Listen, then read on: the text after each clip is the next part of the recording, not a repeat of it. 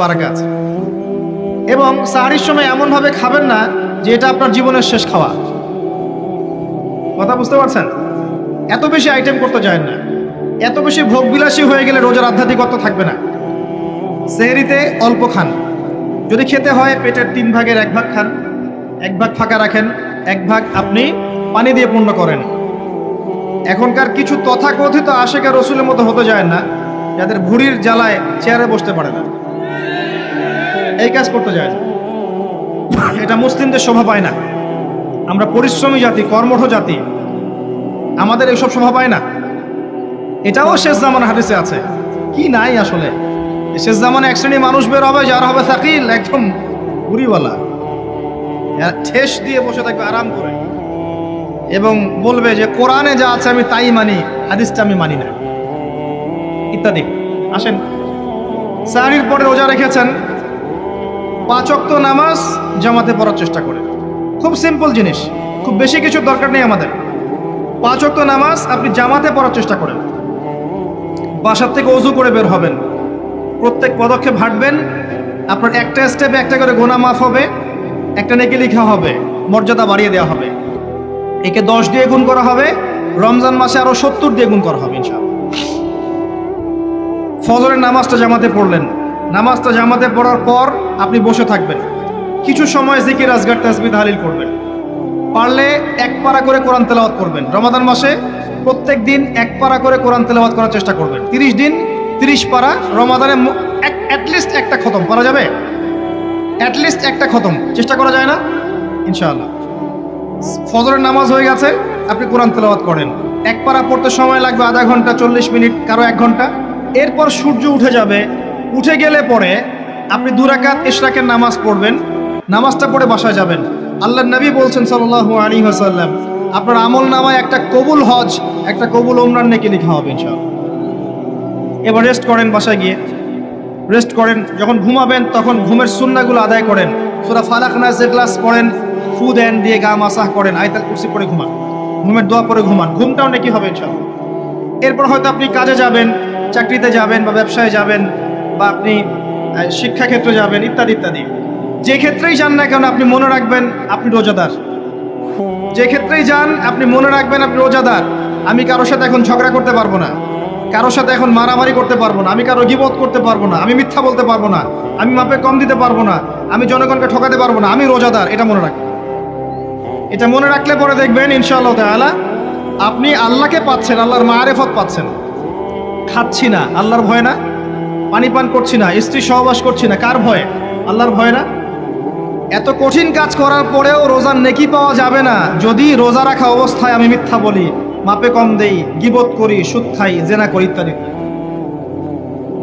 নবী সাল্লাল্লাহু আলাইহি ওয়াসাল্লাম বলেছেন, সেই ব্যক্তির পানাহার ছেড়ে দেয় আল্লাহর কিচ্ছু যায় আসে না, যে ব্যক্তি রোজা রেখে অশ্লীল কাজ করেছে। মা বোনদেরকেও বলবো, রোজা রেখে যদি বেপরদায় চলেন রোজার কোনো দাম নাই। রোজা রেখেও যদি এমন কাপড় পরে চলেন যেই কাপড় পরা না পরে একই কথা, ঢাকা শহরের ফ্যামিনিস্ট মেয়েদের মতো জিন্স আর গেঞ্জি পরে ঘোরেন, রোজা রাখা না রাখা আপনার একই কথা। এটা রোজা হয়নি, উপবাস হয়েছে, উপবাস। ইকোনমিক সেকশন আমরা যারা আছি, আমরা যদি রোজা রেখেও সুদ খাই, আমার রোজা রাখা না রাখা আল্লাহর কিচ্ছু যায় আসে না। আমরা ধর্মীয় ক্ষেত্রে যারা আছি, জানা অনুযায়ী আমল যদি না করি, দিনকে দুনিয়ার স্বার্থে ব্যবহার করি, আমাদের রোজা রাখা না রাখায় কিছু যায় আসে না। আমরা যদি মিথ্যা বলি, অন্যের গীবত করি, অশ্লীল কাজ করি, গার্লফ্রেন্ডের সাথে সময় কাটাই, ওর সাথে কফি খেতে যাই, ডেটিং করতে যাই, এই যে ফেসবুকের মাধ্যমে চ্যাটিংয়ে প্রেম করি, ইউটিউবে অশ্লীল ভিডিও দেখি, পর্নোগ্রাফি দেখি, ইত্যাদি ইত্যাদি, এইসব রোজা রাখা না রাখা আল্লাহর কিচ্ছু যায় আসে। আমি হাত জোর করে মিনতি করছি ভাই, খাওয়া পান করা, স্ত্রী সহবাস ছেড়ে দেওয়ার নাম রোজা নয়, এটার নাম রোজা নয়, এটা একটা অংশ রোজার মাত্র। রোজা রেখে আল্লাহর যাবতীয় হারাম ত্যাগ করলে পরে রোজা হবে ইনশাআল্লাহ। এই কাজগুলো করার চেষ্টা করি, আল্লাহ পাক তৌফিক দান করুন। রোজা রাখা অবস্থায় আপনি বেশি বেশি জিকির করবেন। কি করবেন? সুবহানাল্লাহ পড়বেন, আলহামদুলিল্লাহ পড়বেন, আল্লাহু আকবার পড়বেন, লা ইলাহা ইল্লাল্লাহ পড়বেন, লা হাওলা ওয়ালা কুওয়াতা ইল্লা বিল্লাহ পড়বেন, হাসবি আল্লাহ ওয়া নি'মাল ওয়াকিল, সুবহানাল্লাহি ওয়া বিহামদিহি সুবহানাল্লাহিল আযীম সুবহানাল্লাহিল আযীম ওয়া বিহামদিহি। পড়বেন আস্তাগফিরুল্লাহ ওয়া আতুবু ইলাইহি আস্তাগফিরুল্লাহ ওয়া আতুবু ইলাইহি। পড়বেন লা ইলাহা ইল্লাল্লাহ ওয়াহদাহু লা শারীকা লাহ লাহুল মুলকু ওয়া লাহুল হামদু ওয়া হুয়া আলা কুল্লি শাইইন কাদির। পারা যাবে না ইনশাআল্লাহ? বেশি বেশি পড়বেন। আরেকটা কাজ করবেন, প্রতিটা কাজ নবী সাল্লাল্লাহু আলাইহি ওয়াসাল্লামের সুন্নাহ মাফিক করার চেষ্টা করবেন। সুন্নাহ মাফিক, খাচ্ছেন তার সুন্নাহ মাফিক, টয়লেট করছেন তার সুন্নাহ মাফিক, ঘুমাচ্ছেন তার সুন্নাহ মাফিক। সুন্নাহর বইগুলো আছে না বাজারে, কিনে নেবেন। কিনে নিয়ে দেখবেন প্রতিটা কাজ কিভাবে করলে সুন্নাহ হবে। এই কাজগুলো করতে গিয়ে আপনাকে গভর্নমেন্ট বাধা দিবে, বিশ্বের পরাশক্তিরা বাধা দিবে, আপনাকে কি কেউ পিটাবে এগুলো করলে, জেল খাটাবে? এগুলো আমাদের ব্যক্তি স্বার্থের ব্যাপার, ইচ্ছা করলেই করা যায়। এই ইচ্ছাটা আল্লাহ পাক আমাদের অন্তরে জাগ্রত করুন, আমিন। একটা কাজের কথা বলবো, নর্মালি আমরা ফরজগুলোতে বেশি ফোকাস করি, ফরজ ওয়াজিবে। রমজান মাসের সুন্নত মোস্তাহাবেও ফোকাস করতে হবে। রমাদানে একটা নফল আপনাকে ফরজের নেকি দিয়ে দিবে ইনশাল্লাহ। রমাদান একটা সুন্নাহ আপনাকে ফরজের নেকি দিবে ইনশাল্লাহ। রমজান মাসে শুধু ফরজ নয়, একটু সুন্নাহ সালাতগুলো, নফল সালাতগুলো একটু বেশি বেশি পড়ার চেষ্টা করি। আল্লাহ পাক তৌফিক দান। স্পেশালি একটা কাজ করার চেষ্টা করতে পারি, ওযু যখন ভেঙে যায়, টয়লেট করলেন ওযু ভেঙে গেল, সাথে সাথে হালকা করে ওযু করে ফেলার চেষ্টা করে, সবসময় পবিত্র থাকার চেষ্টা করে। বেলাল আল হাবাশী নাম শুনেছেন? রাদিয়াল্লাহু আনহু। নবী সাল্লাল্লাহু আলাইহি ওয়াসাল্লাম বলছেন, আমি যখনই জান্নাতে গিয়েছি বেলাল তোমার পায়ের শব্দ শুনেছি। সুবহানাল্লাহ। যেই বেলালকে উত্তপ্ত মরুভূমিতে শুইয়ে নির্যাতন করা হচ্ছে, সেই বেলাল বলছেন আহাদুন আহাদ। সেই বেলাল রাদিয়াল্লাহু আনহুর নামে শানে সূরা নাজিল হচ্ছে কুল হুয়াল্লাহু আহাদ। ওই বেলাল রাদিয়াল্লাহু আনহুকে নবী সাল্লাল্লাহু আলাইহি ওয়াসাল্লাম বলছেন, যখনই জান্নাতে যাই তোমার পায়ের আওয়াজ শুনি, তুমি কি এমন আমল করো যার কারণে এই মর্যাদা তোমার? বেলাল রাদিয়াল্লাহু আনহু বলছেন, আমি তো স্পেশাল তেমন কোনো আমল করি না, আপনারা যা করেন আমিও তাই করি। তবে আমার যখনই ওযু ভেঙে যায় আমি ওযু করি, আর আমি ওই ওযু দিয়ে 2 রাকাত নামাজ পড়ি। এটাকে তাহিয়াতুল ওযুর নামাজ বলে। রমজান মাসে করার চেষ্টা করি, আল্লাহ পাক তৌফিক দান করুন। আমরা অনেকে মসজিদে যাই, থাপ করে বসে পড়ি, করি না এই কাজটা? মসজিদে গিয়েছি, থাপ করে আগে বসে পড়ি। মসজিদে গিয়ে 2 রাকাত নামাজ পড়ে বসা সুন্নত। মিনিমাম 2 রাকাত নামাজ পড়ে বসলে আপনি তাহিয়াতুল মসজিদের নেকি অর্জন করলেন, মসজিদের হকটা আদায় করলেন। ওই জায়গা আপনার জন্য সেজদার সাক্ষী থাকলো, কিয়ামতের মাঠে আপনার পক্ষে সাক্ষী দিবেন ইনশাআল্লাহ। এই সুন্নাহগুলো আমরা চর্চা করার চেষ্টা করি রমজান মাসে। রমজান মাসে দাড়িটা ছেড়ে দেন, দাড়িটা ছেড়ে দেন। এটা একমাত্র ভিজিবল সুন্নাত, দৃশ্যমান সুন্নাত, যেটা আপনার সাথে কবরে যাবে। যখন কাফন দেয়া হবে তখন দেখা যাবে না আমার সাথে আর কোন কোন সুন্নাহ আছে, এই একটা সুন্নতই দেখা যাবে আমার সাথে কবরে যাচ্ছে। কথা কি বুঝতে পারছেন? আর এটাকে আমরা এখন যত পারি মেয়ে হওয়ার চেষ্টা করছি। নবীজি বলেছিলেন শেষ জামানায় ছেলেরা মেয়েদের পোশাক পরবে আর মেয়েরা ছেলেদের পোশাক পরবে। দেখুন মেয়েরা এখন ফর্মাল পোশাক পরছে, জিন্সের গেঞ্জি পরে ঘুরছে, আর ছেলেরা ক্লিন শেভড। ছেলেরা মেয়েদের মতো গাল বানাচ্ছে। আর কোন সাইনের জন্য অপেক্ষা করছেন? নবীজি বলেছিলেন উঁচু উঁচু বিল্ডিং নির্মাণের প্রতিযোগিতা করা হবে। একবার এয়ারে ঢাকার কাছাকাছি আসবেন, এয়ারে তো সফর করেছেন আপনারা অনেকেই। যখন এয়ার ফ্লাই করে, টেক অফ করে বা ল্যান্ড করে, যখন ঢাকার কাছাকাছি, তখন উপর থেকে আপনি ঢাকাকে দেখবেন। কেন বলেছি this is the city of Akhiruzzaman? কেন বলেছি? নবীজি বলেছেন কিয়ামতের 2টা মেজর সাইন, 2টার মধ্যে একটা হচ্ছে আনতারাল হুফাতাল উরাতাল আলাতা রিয়াশাইয়া তাতাওয়ালুনা ফিল বুনিয়ান। যখন সমাজের দরিদ্র শ্রেণীর মানুষেরা, যাদের পায়ে স্যান্ডেল ছিল না, গায়ে কাপড় ছিল না, এরা উঁচু উঁচু বিল্ডিং নির্মাণের প্রতিযোগিতা করতে থাকবে, ফান্তাজিরিস সাআহ, তখন কিয়ামতের অপেক্ষা করতে থাকবে। আজকে থেকে 100 বছর আগে ছিল এগুলা? 200 বছর আগে ছিল? সুবহানাল্লাহ। আর কোন সাইনের জন্য অপেক্ষা করছেন? তিনি বলেছেন শেষ জামানায় women will dressed but still they will be naked. মহিলারা কাপড় পরবে, তারপরেও তারা নগ্ন থাকবে। আপনি ঢাকার শপিং মলে যান, আপনি দেখেন। আর কোন সাইনের জন্য অপেক্ষা করছেন? শুধু ঢাকা কেন, গ্রামগঞ্জে ছড়িয়ে পড়েছে এগুলো। এখন গ্রামেও ছড়িয়ে পড়েছে, গ্রামে আরো বেশি দেখা গেছে। মাশাআল্লাহ, গ্রামে গিয়ে আমরা হতভাগ। সুবহানাল্লাহ, গ্রামের মেয়েগুলা, গ্রামের মেয়ে ঢাকা শহরের মেয়েকে পার করে ফেলেছে। বাদ দেন, ওইদিকে না যাই। Different topic. আমরা রমাদান মাসের সুন্নাহগুলো আমল করার চেষ্টা করি। তাহিয়াতুল মসজিদ আমল করার চেষ্টা করেন, তাহিয়াতুল ওযু আমল করার চেষ্টা করেন, বেশি বেশি জিকির করেন। এবার আসেন রমাদানে যাকাত হিসাব করবেন। যাকাত, আপনার যাকাত হিসাব করেন, কত টাকা যাকাত এসেছে। যাকাতের হিসাব জানেন তো? হ্যাঁ, 7.5 ভরি স্বর্ণ, রৌপ্য কত? 52.5 তোলা।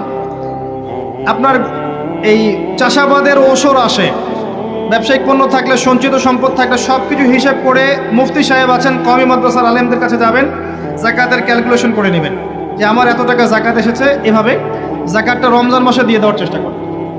যাকাত যদি আমরা না দেই, একটা শাস্তি শুনে রাখেন, আল্লাহ পাক এই সম্পদগুলোকে একত্রিত করে গলাবেন, গলিয়ে কপালে, গালে আর এই যে পিঠে লেপটে দিবেন, বলেন নাউজুবিল্লাহ। এবং এটা একটা সাপের আকৃতি ধারণ করবে, সাপ গলায় পেঁচানো থাকবে, কপালে দংশন করতে থাকবে, বলবে আমি তোমার মাল সাত ভোগ কর, আমি তোমার মাল সাত ভোগ কর। কবর এটা হবে, আমরা চোখে না দেখলে ওটা সত্য। নবীজি দেখে এসেছে মেরাজের রাতে এগুলা। এরপরে যাকাতের একটা সুবিধা আছে, এটা আমরা বুঝাতে পারি না। যাকাত ইসলামিক ইকোনমিক্সের বেইস। যাকাত ধনীর সম্পদে গরিবের হক।